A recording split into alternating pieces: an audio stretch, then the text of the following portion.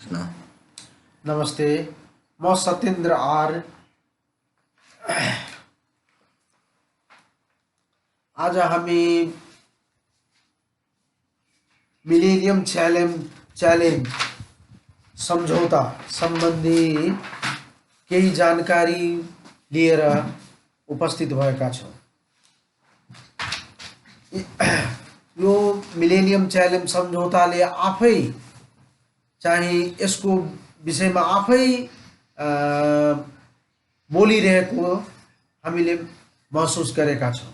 जस्तै millennium challenge सम्झौताको पहिलो बुँदामा के भनिएको छ भने सम्झौताको लक्ष्य आर्थिक विकास मार्फत नेपालमा गरिबी न्यूनीकरण गर्ने प्रस्तुत सम्झौताको लक्ष्य रहेको छ, पहिलो बुँदामा भनिएको छ। अर्को बुँदामा के भनिएको छ भने ऊर्जा व्यापारलाई सहजीकरण गरी तथा नेपालको विद्युत ग्रिडमा विद्युत आपूर्तिको उपलब्धता तथा स्थिरतामा सुधार गरी विद्युतको उपभोग वृद्धि गर्ने र त्यसैको अर्को ख वर्गमा के भनिएको छ भने रणनीतिक सडक सञ्जालमा सडकको गुणस्तर कायम राख्ने। अब यो मुख्य रूपमा एमसीसी मार्फत हाम्रो मुलुकमा आउने रकम भनेको डलरमा भन्दा 45 crore 95 lakh USD, 45 crore 95 lakh US dollar Nepal भित्रिने हो। नेपाल सरकारले गरिबी न्यूनीकरणको लागि 45 करोड 95 लाख USD पाउनेछ र आजको US डलरको नेपाली करेन्सीमा हेर्दा 118 रुपियाँ 90 पैसा आजको रेट रहेको छ। त्यसलाई नेपाली रुपैयाँमा कन्भर्ट गर्दा लगभग तपाईको 54 अर्ब 63 करोड 45 लाख 50 हजार रुपैयाँ आउन जान्छ। यदि हाम्रो नेपाल सरकारले गरिबी न्यूनीकरण र नेपालको विद्युत प्रसारण लाइन जुन तपाईको पूर्व पश्चिम विद्युत प्रसारण लाइनको विस्तारको लागि नेपाल सरकारले खर्च गर्ने भनिएको छ यो सम्झौतामा र नेपालको राष्ट्रिय राजमार्गको सडकको गुणस्तर सुधार गर्ने यी कुराहरूमा यो रकम खर्च गरिनेछ र यतिको रकमले हाम्रो नेपालको गरिबी न्यूनीकरण हुने यो सम्झौताले दर्शाएको छ। हामी के भन्न चाहन्छौँ भने लगभग तपाईको 54 अर्बले यो सम्झौताले नेपालको गरिबी न्यूनीकरण गर्ने भए यो सम्झौता आवश्यकतै नपर्ने जस्तो देखिन्छ। किनभने नेपालको एउटा सेक्टरले शेयर मार्केटले सप्ताहमा टोटल क्यापिटल जुन छ शेयर मार्केटको लगभग तपाईको 36 बिलियन डलर रहेको छ। त्यो भनेको लगभग तपाईको 413 अर्ब रुपैयाँ हुन जान्छ र साप्ताहिक मात्र शेयर बजारको कारोबार हेर्दा 10 अर्ब 90 करोड 98 लाख 83,064 रुपैयाँ एक सप्ताहको एक दिनको कारोबार रहेको छ। यदि 54 अर्बले नेपालको गरिबी न्यूनीकरण हुन सकेको भए म यी नेताहरूलाई के भन्न चाहन्छु, नेपालको सरकारलाई के भन्न चाहन्छु भने नेपालमा पब्लिक सेक्टर 100% पब्लिक सेक्टरको लगानीमा तपाईहरू एउटा पब्लिक कम्पनी बनाउनुस्। मात्र 1 लाख नेपालीहरूले 54,634 रुपियाँ 55 पैसा लगानी गरौँ भने हामीले 54 अर्ब 63 करोड 455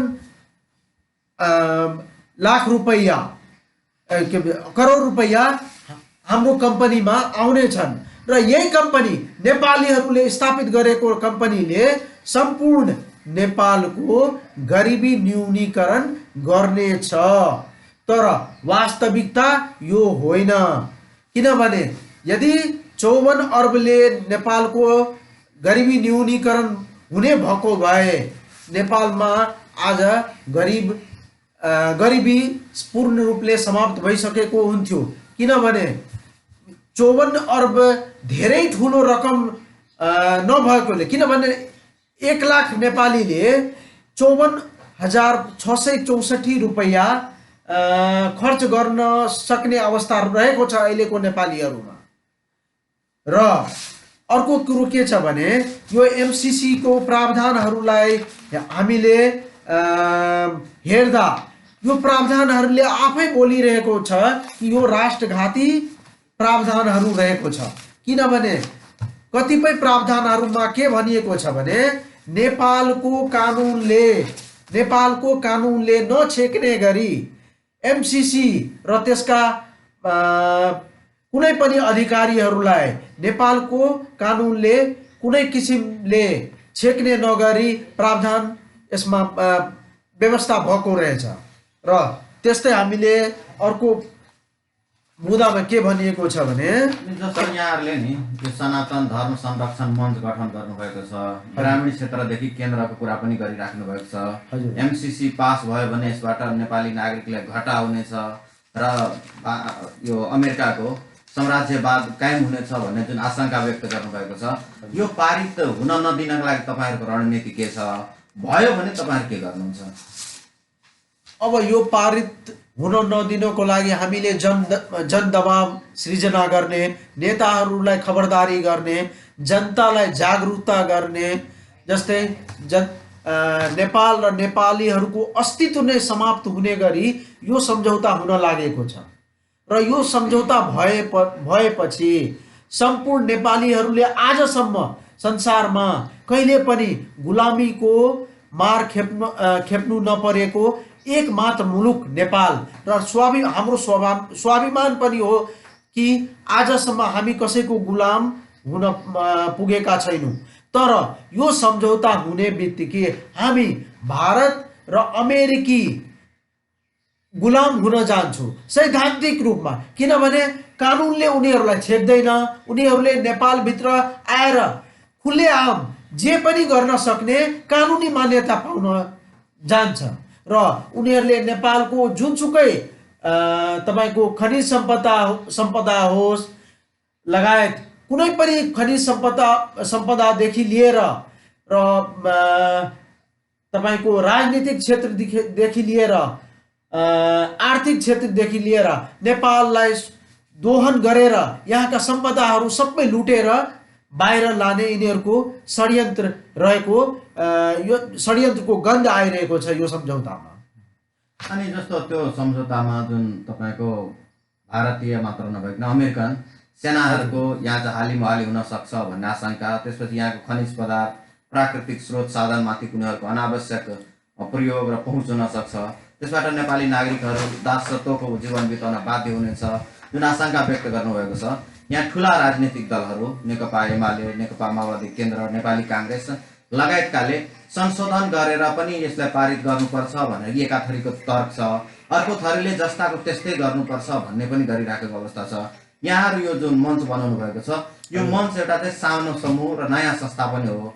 तपाईहरुको पहल र प्रयास नेपाली जनताहरूलाई बुझाउने र बुझाएर त्यसको विरुद्धमा लाग्नका लागि तपाईहरुको अभ्यास के छ?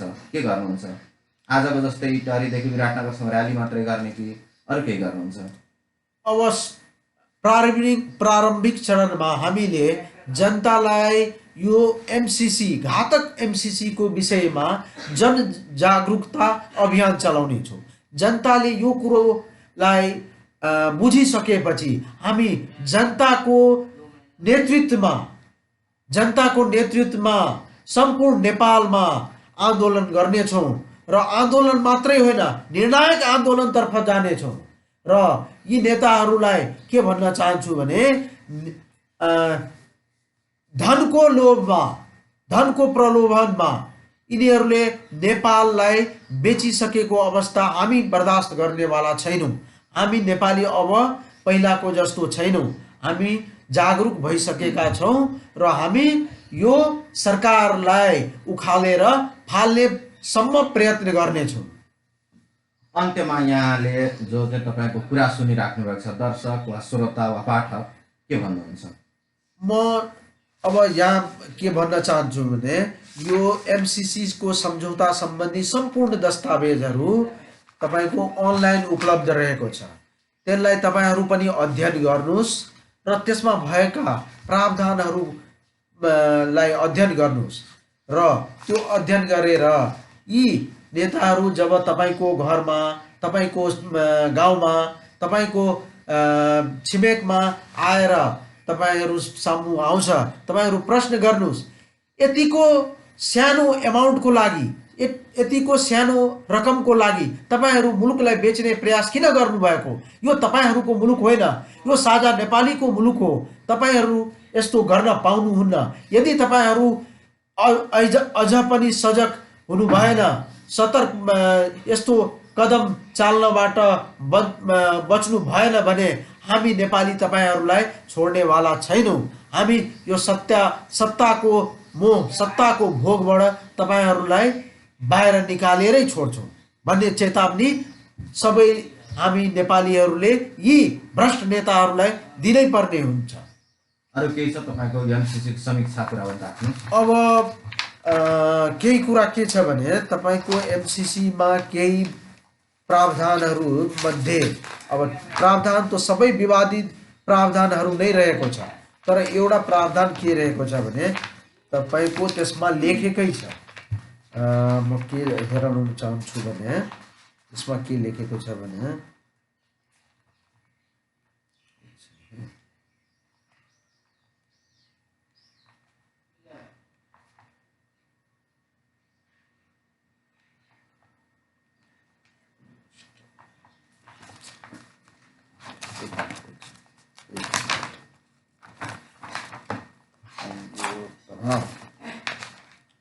तपाईको अनुसूची 1 मा के लेखिएको छ भने प्रस्तुत सम्झौताका शर्तहरूलाई कार्यान्वयनमा ल्याउन निम्न अनुसारका थप पूर्व शर्तहरू अनिवार्य रूपमा पालना गरिएको हुनुपर्छ। यो एमसिसी ले सरकारलाई बाध्य गरेको छ। सरकारले एमसिसी लाई सार र रूपमा चित्त बुझ्ने योजना तयार पारी पठाउनु पर्ने छ र त्यस्तो योजना पठाउँदा भारत सरकारले सो योजनाको समर्थन गरेको हुनुपर्ने छ। अब हेर्नुस्, यसमा के भनेको छ, सरकारले कुनै पनि योजना बनाउँदा एमसिसी लाई मान्य हुने योजना बनाउनु पर्छ। मुलुक हाम्रो, मान्यता वहाँको, त्यसमा पनि भारत सरकारसँग एप्रुभल लिनुपर्ने छ। मुलुक हाम्रो, एप्रुभल भारतसँग किन हामीले लिने? मुलुक हाम्रो हो। हामीले उत्तर दक्षिण सडक बनाउने कि पूर्व पश्चिम बनाउने कि विद्युत लाइन पूर्वदेखि पश्चिम लाने कि पहाडको बिचै बिच लाने, उनीहरूको हामीलाई अड्याउने को? अड्याउने कारण यो 54 अर्ब को लागि हामी यस्तो राष्ट्रघाती कदम हुन दिँदैनौँ। यदि 54 अर्बले नेपालीको गरिबी निवारण गर्ने हो भने मैले पहिले भने एउटा पब्लिक कम्पनी खडा गरौँ, 1 लाख मान्छेले 54,000 रुपियाँ लगानी गरौँ भने 54 अर्ब रुपियाँ पुग्न जान्छ। र नेपालीमा यति सामर्थ्य छ। हाम्रो नेपालमा लगभग 40 लाख मान्छे प्रति अहिले खाडी मुलुकदेखि लिएर वैदेशिक रोजगारमा हुनुहुन्छ। त्यसमध्ये 1 लाख मान्छे मात्रै महिनाको 20-30 हजार रुपियाँ कमाउने कोही छैन भन्ने कुरो पनि होइन, अवश्य नै छ। 2 महिनाको स्यालेरी मात्रै हामीले 1 लाख मान्छेको लगानी गर्यो भने यस्ता सम्झौता गर्नै पर्ने आवश्यकता छैन। यदि 54 अर्बले हाम्रो सडक पूर्व पश्चिम सडक मर्मत हुन्छ भने गरौँ, ठीक छ, गर्नुपर्छ। र यो विद्युत ट्रान्समिसन लाइन यदि तयार हुन्छ भने गरौँ, लगाउनु पर्छ। तर टोटल्ली हामीले नेपालीहरूको 100% लगानीमा गरौँ र भारत या चाइनाले यदि विद्युत किन्छ भने हामीसँग विद्युत पर्याप्त छ, किनोस्। हामीले दर भाव तय गरेर प्राधिकरणसँग तय गरेर किनोस्, हामीसँग छ त्यस्तो विद्युत। अब बढी हुने विद्युत हामी एक्सपोर्ट गर्न सक्छौँ। तर एक्सपोर्ट यो विद्युत प्रसारण लाइनको आडमा नेपालमा जुन मिलिट्री एक्सन चाइनाको विरुद्धमा नेपालीहरूको काँधमा बन्दुक राखेर चाइनातिर फायर गर्ने र युद्ध लड्नु छ चाइनाको विरुद्ध र भूमि नेपालको, यसरी यो सम्भव, यो हामी नेपाली बर्दाश्त गर्ने वाला छैनौँ। चाइना के अरे भारत र अमेरिकाले चाइनाको विरुद्धमा युद्धको तयारी गरिरहेको छ। हामीलाई त्यो सरोकार भएन। तपाईसँग सामर्थ्य छ भने जानुस्, लड्नुस्। हामी त्यस्तो यो युद्ध, हामी शान्तिपूर्ण मुलुक हौँ, हामी शान्तिको पक्षधर हौँ। तपाईँमा सामर्थ्य छ भने जानुस्। भारतको पनि बोर्डर सिक्किमदेखि लिएर जम्मू कश्मीरसम्म चाइनासँग रहेको छ। लड्नुस् तपाईँ, तर हाम्रो भूमि चाइनाको विरुद्धमा हामी प्रयोग हुन दिँदैनौँ। हामी नेपालको भूमि यहाँ रणभूमि हुन बन्ने दिने छैनौँ। अब हुन त यो MCC को विषयमा जति बोले पनि कमै हुन्छ, किनभने यसको जति पनि बुदाहरू छन् सबै विवादित रहेको छ। अब सबै कुरा एकैछिनमा बोल्न साध्य हुँदैन। त्यसैले अब तपाईहरू पनि यो अनलाइन डकुमेन्टहरू निकालेर अध्ययन गर्नुस्। यति भन्दै म आफ्नो 2 शब्द यही टुङ्गाउँछु।